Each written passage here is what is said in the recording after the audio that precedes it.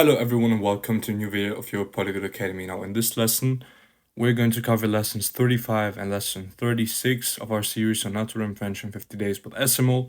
So let's go. Now, first we're going to start with lesson 35, and lesson 35 is not going to be your common lesson with the dialogue, the notes, and the exercises, because, as some of you might already know, every 7th lesson of this course is devoted to revising and also explaining in greater detail what you've learned over the previous days.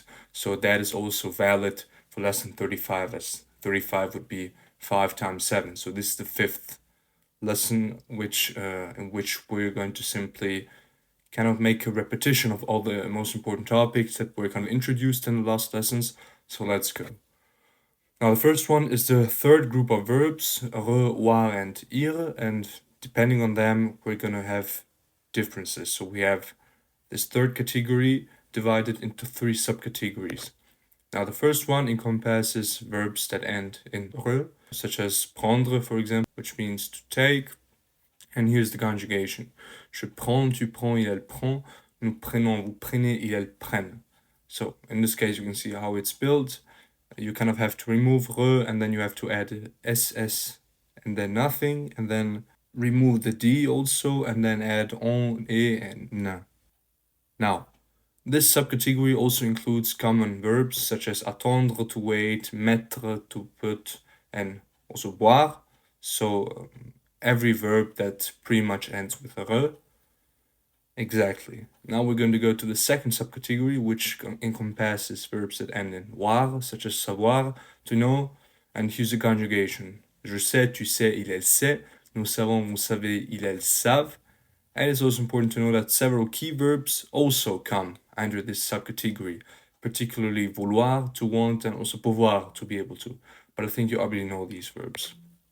Now finally, the last subcategory with dormir, to sleep, so it encompasses verbs that end in ir, and here's the conjugation. Je dors, tu dors, il, elle dort. Nous dormons, vous dormez, il, elle dort. And this subcategory comprising irregular verbs such as sortir, to go out, souffrir, to suffer, partir, to leave, and also repartir, to restart, and ouvrir, to open, is also slightly disorienting because it can be also confused with the second group of regular verbs.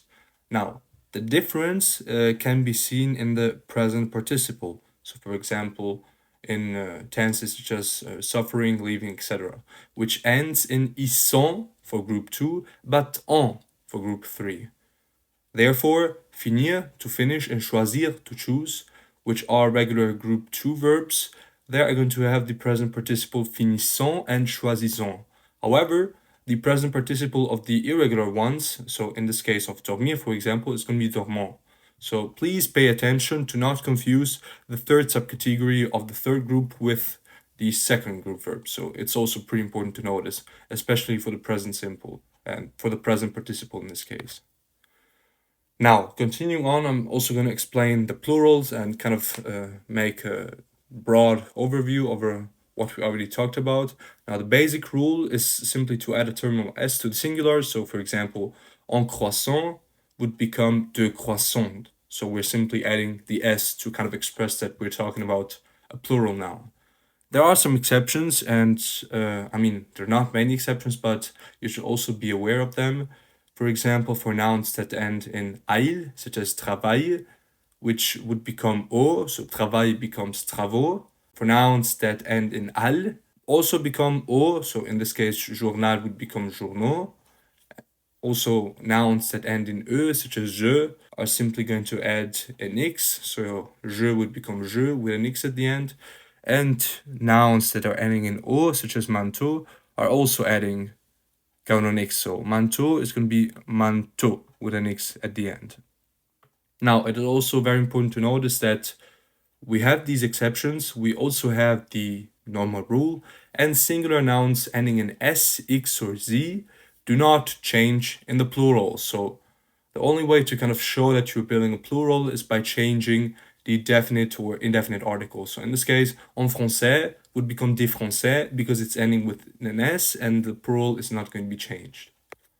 Now, following on, I'm also going to talk about i and en, which are two prepositions, or at least particles, that are fundamental to kind of converse with more facility. Now, first we're going to start with E, and E is simply used to avoid repetition. Here are some examples. Les musées ferment dans 3 heures. On peut y aller maintenant. Now, the museum closes in 3 hours. We can go there now. So to kind of express a place, and by avoiding to repeat it, so in this case, we're not repeating les musées, we're simply replacing it with E. Now, we have a very similar example also in the second sentence. J'aime mon travail et j'y pense tout le temps. I like my job and I think about it all the time. So in this case, we're replacing travail with E, and therefore we are not going to need to kind of make this repetition. Now, it's also important to notice that E cannot relate to a person. So if you would have the sentence J'aime Annette, je pense à elle tout le temps, it would be impossible to say je pense y or j'y pense tout le temps, because it is not possible to relate it to a person. It would kind of sound very weird in French. And normally verbs in this type of sentence are generally followed by the preposition à. So for example, in this case, in order to express that the person is thinking about Annette. And finally, it is also used in the phrase il y a to express the existence of something, or the equivalent in English would be there is or there are, but I think we already had that in one of the earlier lessons. Here's an example. Il y a beaucoup de neige cet hiver. There is a lot of snow this winter, so you're kind of acknowledging the existence of snow in winter in this time. Now, following on, we're going to continue with en, and en also replaces a word, often a verb, and is also followed by de. Now, en could be also the equivalent of some or any. So, for example, avez-vous du lait? Oui, j'en ai. Do you have any milk? Yes, I have some. Now, it's also important to say that it always comes before the verb, so that is also particular. And while some is often dropped in this context, in English, such as in the earlier answer, we would simply say, do you have any milk? I think in English we would simply say, yes, I have, without even needing to see some. En can never be omitted in French, so that is also fundamental to know. Now, following on, it can also replace the partitive article, so du, de, la, de, meaning of or about it, them. Here are some examples, or here's a sample sentence. Est-ce qu'elle a des enfants? Oui, elle en a 3. Does she have any children? Yes, she has 3 of them, in parentheses. And finally, it is also used sometimes in idiomatic expressions, such as in je vous en prie, don't mention it, etc. And it is also a preposition, usually translated as in. So he would be final sentence. Ils habitent en Bretagne. They live in Brittany. Now, another very important difference or particularity in French are the verbs savoir and connaître. Now, these verbs both mean to know. However, they're used very differently. Now, in essence, savoir means to know a fact or how to do something, and it is usually used with a clause introduced by que, qui, où, quand, etc. So, for example, in the sentence Je sais où habite Manuel, I know where Emmanuel lives, you are having où, which is introducing the other part of the sentence. Now, used with an infinitive, savoir means also the same as can. So if you would say il sait parler l'anglais, le français, you would mean he can speak English and French. So it can also act as an auxiliary. And finally, to kind of make this differentiation, by contrast, connaître means to know or to be familiar with a person or a place. And in a sentence, the verb is followed by a direct object pronoun. So you would say, for example, je connais Emmanuel, nous connaissons Paris. I know Emmanuel, we know Paris. So it's very important to highlight this difference.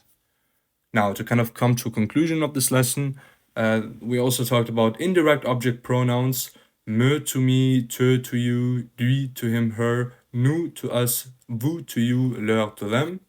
And a very important thing to notice is that in contrast to English, they always come before the verb. Now, in many cases, they're used with verbs followed by a, such as donner à, to give to, parler à, to speak to, replacing both the noun and the preposition. So you would have je vais parler au directeur, which becomes je vais lui parler, where lui is situated before the verb.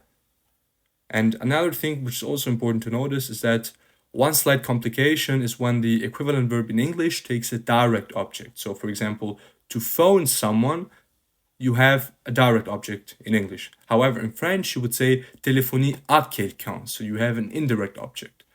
So by saying I'm phoning my sister, in French you would say je téléphone à ma sœur or je lui téléphone. So therefore, please always learn verbs together with their prepositions to avoid mistakes, which are sometimes unavoidable. Now, I think it's the last topic that we kind of mentioned in the last lessons, and it's le tutoiement. So basically saying, while talking to other people, in English you usually say you. It doesn't matter if it's formal encounter or if it's a person who maybe you don't know or it's a friend of yours, you simply say you. However, in French, we have a distinction between tu and vous. Now, tu is used with family, close friends, lovers, children, and people in the same social group. Young people also use tu in the sense, the verb tutoyer, among themselves more so than older people. In the other case, you have vous, which is the formal version, used in everyday interaction, mostly with people you don't know, and also for people you would like to pay respect to. Now, it is also the plural pronoun, used also collectively, even with family and friends. So even if you're talking to lots of people at the same time, also if it's family or friends, you would use vous, because it's referring to the vast group. Now, I hope that you understood everything, or at least most of it. And in order to kind of end this lesson, you're going to listen to a review dialogue, which kind of encompasses the most important vocabulary of the last 7 lessons. Yeah, please make sure to listen to it. 35e leçon. Dialogue de révision. Demain est l'anniversaire de ma sœur et elle organise une fête. Je vais acheter des cadeaux et je vais aussi prendre quelques gâteaux. Est-ce qu'on peut venir avec toi, s'il te plaît? Bien sûr, mais mettez vos manteaux. Il fait froid dehors. Tu vas à quelle pâtisserie? Celle à côté de la poste. C'est celle que je préfère. Mais leurs gâteaux sont hors de prix. Chacun coûte au moins 30 €. Tant pis, c'est son anniversaire et je veux lui acheter un truc sympa. Voici les gâteaux. Je prends celui-ci, aux fraises, celui-là au chocolat et aussi quelques sandwichs pour notre déjeuner. Les sandwichs sont là-bas, monsieur. Ceux-ci sont très bons. Et ceux-là aussi. En fait, tout est bon chez nous. Où sont les sandwichs au jambon? Je ne les vois pas. Il n'y en a plus. Mais je peux en commander si vous voulez. And please, as an exercise, try to translate this dialogue. And maybe if you would like to have your solution corrected, you can also submit it in the comment section.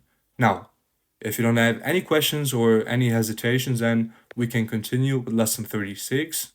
Exactly, so now in lesson 36, you're simply going to have the standard way.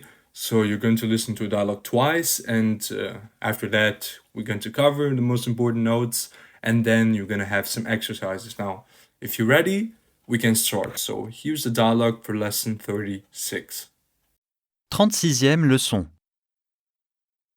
J'espère que je n'ai rien oublié. Ça y est, j'ai commandé le taxi, on peut partir à l'aéroport dans 5 minutes. Est-ce que tu as fermé toutes les fenêtres et tous les volets?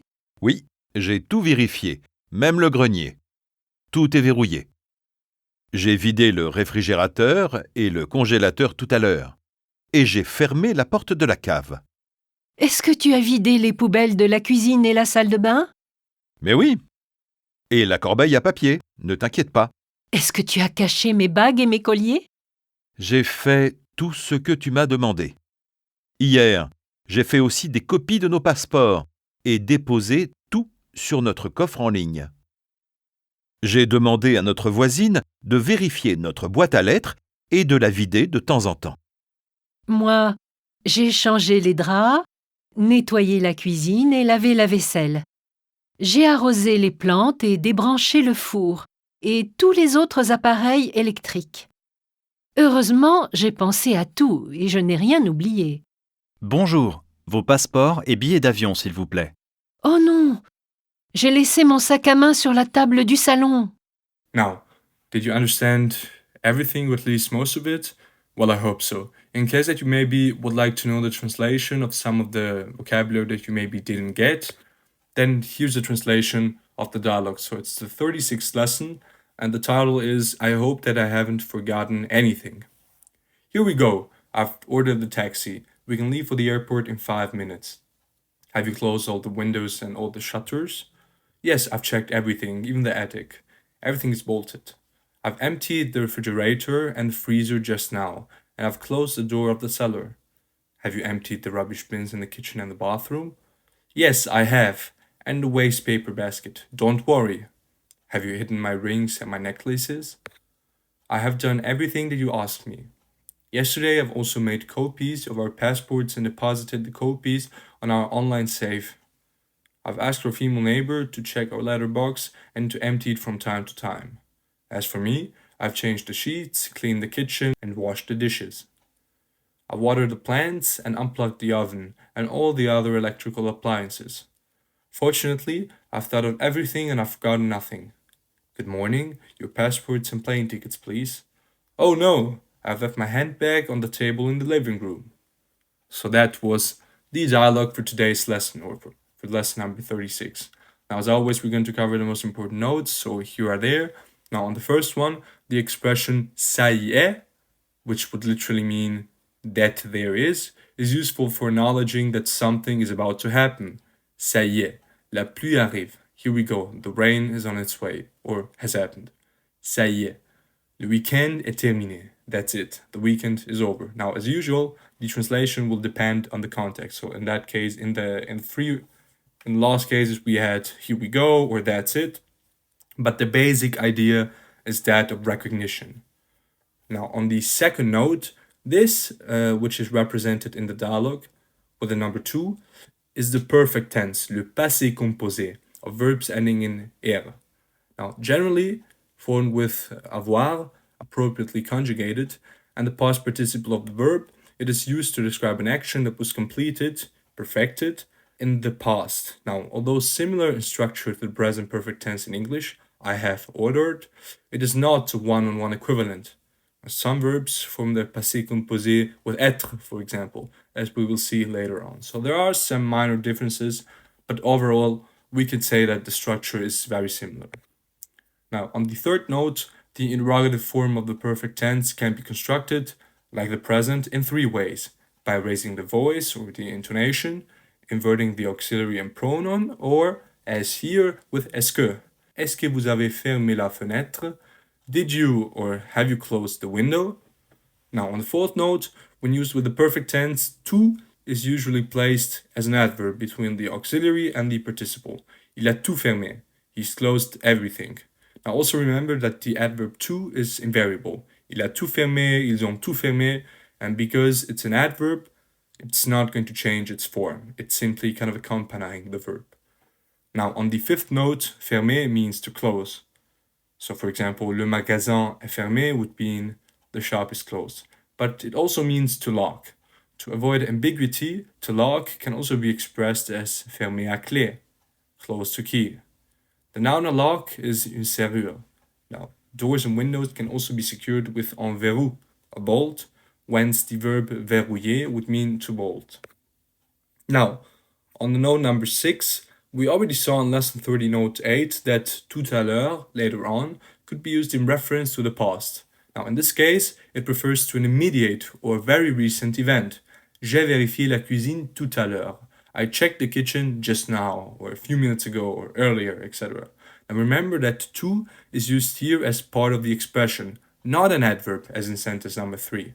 So this is also very important to remember, because if you're not having an adverb, then it might change depending on whether it's plural or not. Now, in this case, with tout à l'heure, it's not going to change, but please consider that as well. Now, on the 7th note, the relative pronoun ce que, first seen in lesson 12, is equivalent to what or which.